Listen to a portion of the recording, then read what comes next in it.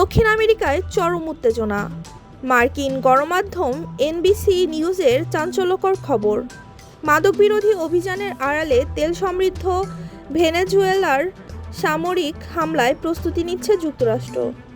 সবকিছু ঠিক থাকলে কয়েক সপ্তাহের মধ্যেই অভিযান শুরু হতে পারে।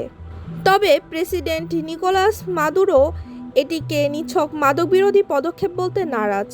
তার অভিযোগ, এটি তাকে ক্ষমতাচ্যুত করার একটি ষড়যন্ত্রের অংশ।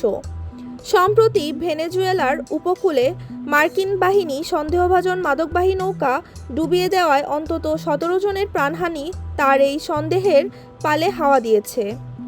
মাদুরো একে অবৈধ সামরিক হুমকি হিসেবে আখ্যা দিয়েছেন। মার্কিন প্রশাসন বলছে, আমেরিকায় এক ফোঁটা মাদকও প্রবেশ করতে দেওয়া হবে না। তাই ড্রোন হামলা ও টার্গেট কিলিংয়ের মতো বিকল্প পরিকল্পনাও হাতে রয়েছে। উত্তেজনা কমাতে গোপনে চলছে কূটনৈতিক তৎপরতা। মধ্যপ্রাচ্যের এক মধ্যস্থকারীর মাধ্যমে ওয়াশিংটন ও কারাকাসের মধ্যে বার্তা আদান প্রদান চলছে, যেখানে মাদুরো কিছু ছাড় দেওয়ার প্রস্তাবও দিয়েছেন।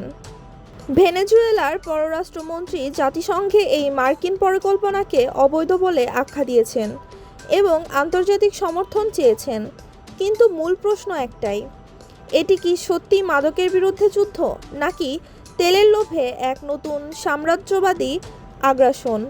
আপনার মতে এই সংঘাত কি এড়ানো সম্ভব?